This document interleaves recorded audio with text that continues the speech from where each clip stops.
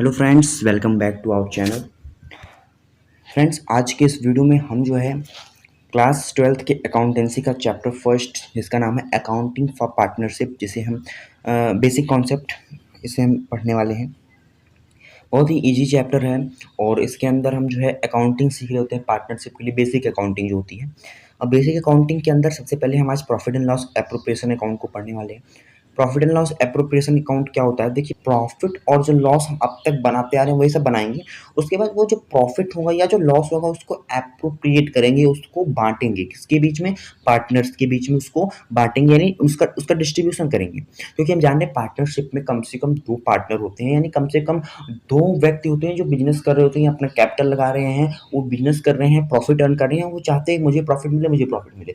तो वो प्रॉफिट को आपस में कैसे बांटेंगे?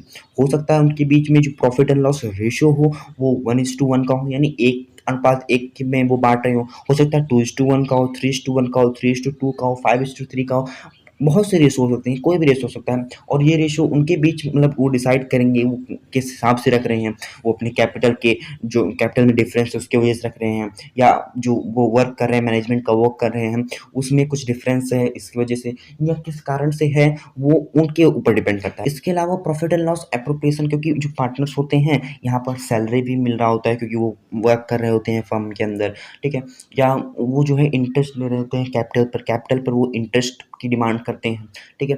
और ड्राविंग्स पर इंटरेस्ट लेता है फर्म जो है उनसे, क्योंकि वो ड्राविंग्स कर रहे हैं तो ड्राविंग्स पर इंटरेस्ट चार्ज करता है। उसके अलावा जो है कमीशन किसी पार्टनर को दिया जा रहा है। तो ये सभी जो ट्रांजैक्शन है इसको हम जो है प्रॉफिट एंड लॉस एप्रोप्रिएशन में रिकॉर्ड करते हैं। जैसे हम पहले trading and profit and loss account बनाते थे, तो वहाँ पर हम ट्रेडिंग अकाउंट में केवल और केवल डायरेक्ट एक्सपेंसेस और डायरेक्ट इनकम को रखते थे, और प्रॉफिट एंड लॉस में केवल केवल इनडायरेक्ट एक्सपेंसेस और इनडायरेक्ट इनकम को रखते थे। उसी तरह से profit and loss appropriation account में केवल और केवल पार्टनर्स से रिलेटेड, ठीक है, पार्टनर से रिलेटेड जो है एक्सपेंसेस को इसमें हम रखेंगे और इनकम को रखेंगे, ठीक है। और इसके अलावा कोई भी एंट्री बाहर नहीं जाएगा और बाहर की कोई एंट्री इसमें नहीं आएगा। सैलरी की बात करें अगर, तो सैलरी पार्टनर भी ले रहा है और सैलरी एम्प्लॉय को भी दिया जा रहा है। जो एम्प्लॉय को सैलरी दिया जा रहा है वो इनडायरेक्ट एक्सपेंसेस है फर्म के लिए, लेकिन जो पार्टनर को सैलरी जा रहा है वो पार्टनर से रिलेटेड, ना कि एक्सपेंसेस नहीं है, वो प्रॉफिट का एप्रोप्रिएशन हो रहा है वहाँ पर। अगर हम उसको पीएनएल में रख देंगे ना तो वो एक्सपेंस कहलाएगा, बल्कि वो एक्सपेंस नहीं बल्कि पार्टनर्स के लिए वो क्या है, एक प्रॉफिट का एप्रोप्रिएशन है, ठीक है। पार्टनर्स के लिए वो प्रॉफिट का एप्रोप्रिएशन होता है। क्योंकि देखिए यहाँ पर जो एम्प्लॉय वर्क कर रहा है, अगर प्रॉफिट नहीं हो रहा है तो हम कहेंगे भाई, एम्प्लॉय से कहेंगे भाई एम्प्लॉय आज देखो इस बार हमें प्रॉफिट नहीं हुआ है, आपको जो है सैलरी नहीं मिलेगा। तो क्या वो मानेगा? नहीं, उसको हमें देना पड़ेगा। यानी वो हमारे यहाँ पर वर्क कर रहा है, फर्म पर वर्क कर रहा है, तो उसको जो है सैलरी देना ही पड़ेगा। वो हमारे पर एक चार्ज है, तो वो एक्सपेंसेस होगा, ठीक है। वहीं पर जो पार्टनर्स में है, हमारा प्रॉफिट नहीं हुआ, भाई क्या भाई इस बार प्रॉफिट नहीं हुआ, हम सैलरी नहीं दे पाएंगे। तो कहा ठीक है भाई, कोई बात नहीं, उनके फर्म वो प्रॉफिट नहीं हुआ तो कोई बात नहीं, उनको नहीं मिलेगा सैलरी। तो यहाँ पर एक चार्ज नहीं उत्पन्न हो रहा है, यहाँ पर जो एक प्रभार नहीं उत्पन्न हो रहा है, हिंदी में कहेंगे इसको, ठीक है। तो यहाँ पर इसलिए प्रॉफिट एंड लॉस एप्रोप्रिएशन में पार्टनर्स की सैलरी को रखेंगे। वहीं कमीशन की बात करें तो कोई भी कमीशन अगर एम्प्लॉय को दिया जा रहा है, मैनेजर को दिया जा रहा है, कोई अगर एम्प्लॉय को दिया जा रहा है, तो वहाँ पर उसको हम पीएनएल में रखेंगे। लेकिन पार्टनर को किसी कारण से अगर जो है कमीशन दिया जा रहा है तो उसको हम जो है पीएनएल एप्रोप्रिएशन में रखेंगे, क्योंकि वहाँ पर भी प्रॉफिट के लिए बंटवारा किया जा रहा है। अगर प्रॉफिट नहीं होता है, लॉस होता है, तो कमीशन नहीं दिया जाएगा ना पार्टनर को। लेकिन कमीशन अगर किसी एम्प्लॉय को देने के लिए तय किया गया है तो उसे देना पड़ेगा ना, भले से हमें प्रॉफिट हो चाहे लॉस हो, हमें देना पड़ेगा। अगर लॉस हो रहा है तो भी और वो भी दे दो, और लॉस हो जाएगा, ठीक है। तो इस तरह होगा। अब profit and loss appropriation account के फॉर्मेट की बात करें तो इसमें कौन कौन से अकाउंट्स जो है आएंगे, यानी इसमें कौन कौन सी चीजें आएंगी। देखिए, profit and loss appropriation account जो होता है वो एक्सटेंशन होता है प्रॉफिट एंड लॉस अकाउंट का। प्रॉफिट एंड लॉस अकाउंट जहां से हम बना रहे हैं उसी के, जैसे हम trading profit and loss account बना रहे हैं, उसके बाद हम प्रॉफिट एंड लॉस अकाउंट बना रहे हैं, उसी के बाद जो है profit and loss appropriation account बनता है। हालांकि हमें जो है कहीं पर ये नहीं कहा गया है कि हमें मतलब इस क्लास में हमें जो है मतलब 11th में हमने प्रॉफिट एंड लॉस अकाउंट बनाया है, तो 12th में हमें प्रॉफिट एंड लॉस अकाउंट नहीं बनाना है पार्टनरशिप के अंदर, ताकि हम ऐसा नहीं होगा कि हम पहले ट्रेडिंग अकाउंट बनाए फिर प्रॉफिट एंड लॉस अकाउंट बनाए उसके बाद प्रॉफिट एप्रोप्रिएशन बनाए। नहीं, इसमें केवल और केवल प्रॉफिट एंड लॉस एप्रोप्रिएशन बनाया जाना है। लेकिन यहाँ पर ये होता है कि जो profit and loss appropriation account है वो प्रॉफिट एंड लॉस का एक्सटेंशन होता है, उसी के आगे बनता है, ठीक है। इसका सबसे पहला एलिमेंट जो होता है वो होता है प्रॉफिट एंड लॉस का जो नेट बैलेंस होता है, नेट प्रॉफिट या जो नेट लॉस होता है उसको रखते हैं। जैसे हम कैरिड डाउन और ब्रॉड डाउन करते हैं उसी तरह से इसमें करेंगे। जैसे ट्रेडिंग अकाउंट बना रहे हैं तो जो उसमें ग्रॉस प्रॉफिट हुआ है वो पहले डेबिट साइड में था, और उसको हम जो कैरिड डाउन कर रहे हैं, कैरिड डाउन है वहां पर हम उसको ब्रॉड डाउन कर रहे हैं, यानी नेट प्रॉफिट। अब जो नेट प्रॉफिट कैलकुलेट करने के लिए पीएनएल अकाउंट में ग्रॉस प्रॉफिट को ला रहे हैं तो क्रेडिट साइड में आ जाता है। वैसे नेट प्रॉफिट अगर निकालते हैं तो नेट प्रॉफिट डेबिट साइड में आएगा नेट प्रॉफिट के और नेट पीएनएल अकाउंट के, और जो हम उसको ट्रांसफर करेंगे profit and loss appropriation account में तो क्रेडिट साइड में आ जाएगा। वहीं अगर लॉस हुआ होगा तो डेबिट साइड में इसको शो करेंगे। उसके बाद एक्सपेंसेस में अगर हम बात करें डेबिट साइड में, तो डेबिट साइड में सबसे पहले interest on capital, salary to partner और कमीशन टू पार्टनर आएगा। यहाँ पर इंटरेस्ट ऑन कैपिटल किस पार्टनर पर, इसको ध्यान में रखते करेंगे कि किस पार्टनर को कितना इंटरेस्ट दिया गया है वो लिखे वहां पर। ये लिखना जरूरी नहीं है कि कितने कैपिटल थे, कितना परसेंट, सब कुछ वो सब नहीं, लेकिन ये लिखना जरूरी है कि किस पार्टनर को कितना दिया गया। इस प्रकार से लिखेंगे कि इंटरेस्ट ऑन कैपिटल लिखेंगे, फिर आगे वहीं लिख देंगे कि अगर पार्टनर ए भी है तो ए पार्टनर को इतना, बी को इतना दिया गया, और दोनों का ऐड करके जो आउटर कॉलम में लिख, पहले इनर कॉलम में लिखेंगे फिर आउटर कॉलम में, यानी जो मेन कॉलम होगा अमाउंट का उसमें लिख देंगे। ठीक है।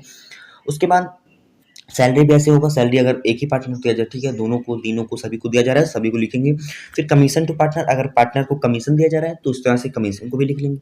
ठीक है।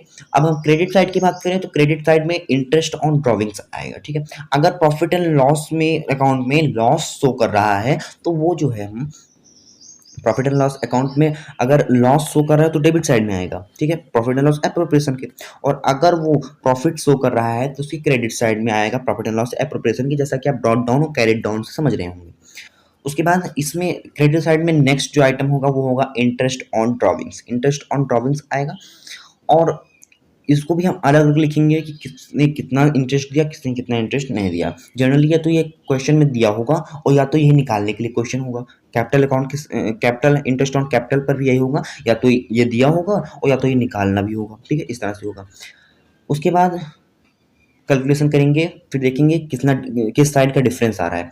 अगर डेबिट साइड का डिफरेंस आ रहा है तो मतलब है प्रॉफिट हुआ है, मतलब अभी भी प्रॉफिट बच रहा है। हमने इतने जो भी प्रॉफिट हुआ, हमारा 10,000 का प्रॉफिट हुआ है तो 1,000 हमने इंटरेस्ट दे दिया, 1,000 सैलरी दे दिया, 2,000 कमीशन दे दिया, तो 4,000 हो गया, 6,000 बच गया। ठीक है। अगर ड्रॉविंग से मान लो 1,000 आया है तो हमारा जो नेट बचेगा वो प्रॉफिट होगा या लॉस होगा।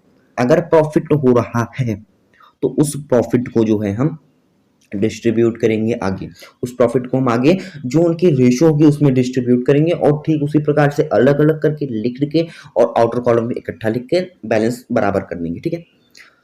अब आइए एक सवाल के माध्यम से उसको अच्छे से समझ ले। फ्रेंड्स देखिए यहाँ पर हमारा इलस्ट्रेशन नंबर 2 है जो एनसीईआरटी है उसमें दिया हुआ है। सबसे क्वेश्चन पहले पढ़ लेते हैं। देखिए, Amit, Babu and Charu set up a partnership firm on April 1st 2019. They contribute rupees 50 and 40,000 and 30,000 respectively as their capitals and agreed to share profit and loss in the ratio 3:2:1, यानी 3:2:1 की रेशियो में ये अपना प्रॉफिट डिस्ट्रीब्यूट करने वाले हैं। Amit is to be paid salary for 1,000 per month. Amit को जो है सैलरी देना है 1,000 रुपये पर महीने का। And Babu a commission for 5,000, और बाबू को जो है कमीशन देना है 5,000। It is also provide that interest to be allowed on capital at 6% per annum, यानी कि इंटरेस्ट देना है हमें 6% पर एनम पर। और the drawings for the year, Amit ने जो है 6,000 का ड्रॉविंग किया है, Babu 4,000 and Charu 2,000। Interest on drawing, और इंटरेस्ट ऑन ड्रॉविंग जो है 2,270 रुपये was charged on Amit's drawing, 180 on Babu's drawing and 90 rupees on Charu's drawing। ठीक है। Net profit as per the profit, देखिए यहाँ पर जो है रेट नहीं दिया हुआ है ड्राविंग के लिए, बल्कि इंटरेस्ट ही दे रखा है, और यहाँ पर जो ड्राविंग किया गया है वो भी दिया हुआ है अमाउंट, प्रिंसिपल अमाउंट। ठीक है। अब the net profit as per profit and loss account for the year ended 31 March 2020 was 35,660, यानी 35,660 रुपये का प्रॉफिट हुआ है। हमें profit and loss appropriation account बनाना है और प्रॉफिट को, जो प्रॉफिट का डिस्ट्रीब्यूशन दिखाना है पार्टनर्स के बीच कैसे किया गया है। ठीक है। तो अब आइए सॉल्व करते हैं। देखिए, सबसे पहले फॉर्मूला डालेंगे प्रॉफिट एंड लॉस एप्रोप्रिएशन के अकाउंट का, पर्टिकुलर अमाउंट और डेबिट क्रेडिट। ठीक है। अब सबसे पहले देखिए यहाँ पर नेट प्रॉफिट को, जो हमारा 35,660 दिया हुआ है इसको हम नेट प्रॉफिट के नाम से जो है हम लिखेंगे प्रॉफिट एंड लॉस एप्रोप्रिएशन के क्रेडिट साइड में, ठीक है, इस तरह से। और उसके बाद सैलरी की बात करें तो सबसे पहले देखिए यहाँ पर क्या दिया हुआ है, अमित सैलरी कितना दिया गया अमित को 12,000 रुपये। देखिए किस हिसाब से 12,000 दिया जाएगा, देखिए कैलकुलेशन आपको करना है, ये पर मंथ दिया हुआ है। Amit is to be paid a salary of ₹1,000 per month, यानी 1,000 रुपये पर महीने देना है, हर महीने पे, ठीक है। तो 12 महीने होते हैं तो 12,000 रुपये हो जाएगा, ठीक है। बाबू अ कमीशन ऑफ 5,000, और बाबू कमीशन लिख देंगे 5,000 रुपीज़, ठीक है। It was also provide that interest to be allowed on capital at 6% per annum, और कैपिटल देना है हमें 6% पर एनम के हिसाब से, यानी कि अब यहाँ पर देखिए इंटरेस्ट कितना दिया है, यहाँ पर कैपिटल दे रखा है, इनका कैपिटल 50,000, 40,000 और 30,000 रिस्पेक्टिव दिया हुआ है अमित बाबू और चारू का। 6% पर एनम के हिसाब से निकालेंगे तो इंटरेस्ट जो है 3,000 रुपये, 2,400 रुपये और 1,800 रुपये सिंपल निकालेंगे, ठीक है। यहाँ पर हम जो है 50,000 का 6% निकालेंगे, ठीक है, 40,000 का 6%, 30,000 का 6%, ठीक है। ये आ जाएगा 7200 टोटल। पहले हम इनर कॉलम में लिख रहे थे, फिर आउटर कॉलम में लिख दिया, ठीक है। उसके बाद दिया हुआ है इंटरेस्ट ऑन ड्रॉविंग, तो इंटरेस्ट ऑन ड्रॉविंग देखिए यहाँ पर डायरेक्ट जो है हमें अमाउंट भी दे रखा है कि अमित ने 6,000, बाबू ने 4,000 और चारू ने 2,000 निकाले हुए हैं ड्रॉविंग्स के रूप में, लेकिन कितना इंटरेस्ट है ये नहीं बताया क्योंकि इसका कैलकुलेशन कुछ अलग तरीके से हुआ होगा। अब यहाँ पर बाबू के अमित के लिए 270 रुपये, बाबू के लिए 180 और चारू के लिए 90 रुपये दिया हुआ है। इनको ऐड करेंगे तो 540 रुपीज आ जाएगा। अब हम क्रेडिट साइड का टोटल करेंगे तो 35,660 में 540 ऐड करेंगे तो 36,200 आ जाएगा। इसी को सेम अमाउंट इधर साइड डेबिट साइड में लिखेंगे नीचे टोटल साइड में, और दोनों का डिफरेंस निकालेंगे। सबसे पहले 12,000, 5,000 और 7,200 को जोड़ेंगे और देखेंगे कितना डिफरेंस है। तो 12,000 में और 7 5 12 होता है, तो 12 दूनी 24, यानी 24,200 हो गया, तो 36,000 है, तो 12,000 हमारा नेट बैलेंस बचा, ठीक है। 12,000 का प्रॉफिट एंड लॉस का हमारा नेट बैलेंस बचा। अब ये जो है ये कैपिटल अकाउंट में ट्रांसफर करेंगे तो लिखेंगे share of profit transfer to capital account, यानी जो प्रॉफिट का जो शेयर है वो ट्रांसफर करेंगे पार्टनर्स के कैपिटल अकाउंट में, ठीक है। अगर क्वेश्चन कहेगा करंट अकाउंट में तो आप करंट अकाउंट में ट्रांसफर कर देंगे, ओके। अब उसके बाद यहाँ पर देखिए 3:2:1 का रेशो दे रखा है, सबसे पहले हमने देखा था। तो 12,000 को मान लीजिए आपके पास एक रोटी है, ठीक है, कैसे डिस्ट्रीब्यूट करना है इसको सीखिएगा। मान लीजिए आपके पास एक रोटी है, उसको ना इस हिसाब से बांटिए कि 3 लोगों में बांटना है, और इस हिसाब से बांटिए कि एक बंदे को उसका 3 हिस्सा एक बराबर भागों में बांटना है कि उसका 3 हिस्सा एक को मिले, 2 हिस्सा एक को मिले और 1 हिस्सा उसका एक बंदे को मिले, 3 लोगों में। तो आप क्या कीजिए, तीनों को ऐड कर लीजिए, 3, 2 और 1 को ऐड करेंगे तो क्या आएगा, 6 आएगा। 6 आएगा, यानी उस जो रोटी है उसको 6 भागों में बांटिए बराबर बराबर। उसमें से 3 एक को दे दीजिए, 2 एक को दे दीजिए और 1 एक को दे दीजिए, ठीक है। अब उसी तरह से आप क्या कीजिए, यहाँ पर इस केस में क्या कीजिए, आप जो 12,000 का प्रॉफिट बचा है ना, इसको 6 से डिवाइड कर, 3, 2 और 1 को जोड़कर 6 से डिवाइड कीजिए। 6 से डिवाइड करेंगे ना तो वो 6 बराबर भागों में बट गया, और उसका जो एक हिस्सा है वो इतने का है। अगर 12,000 को 6 से डिवाइड करेंगे तो 2,000 रुपये आएगा, ठीक है। और 2,000 जो है एक हिस्सा है, और अमित को कितना देना है, 3 हिस्सा, यानी 2,000 में 3 का गुणा कीजिए 6,000। बाबू को देना है 2 हिस्सा, यानी कि 2 का गुणा 2 में करेंगे 4,000, और चारू को देना है 1 हिस्सा यानी 2,000 रुपये देना है, और ये डिस्ट्रीब्यूशन हो गया, ठीक है। तो इस तरह से हमें profit and loss appropriation account बनाना है। उम्मीद करता हूँ आपको अच्छे से समझ में आया होगा, और अब आगे जो है आप आगे की इलस्ट्रेशन लगाइए, क्वेश्चंस भी लगाइए। हालांकि क्वेश्चन में आपको स्टार्टिंग में अगर क्वेश्चन देखेंगे जो एक्सरसाइज के हैं तो वहाँ पर जो है सबसे पहले capital account, fixed and fluctuating account के हिसाब से दिया हुआ है। उसके बाद कुछ और भी प्रॉब्लम्स हैं, तो पहले आप जो है इलस्ट्रेशन लगाइए, आगे की वीडियोज़ देखिए, उसके बाद आप एक्सरसाइज पे जाइएगा। तो thank you for watching the videos.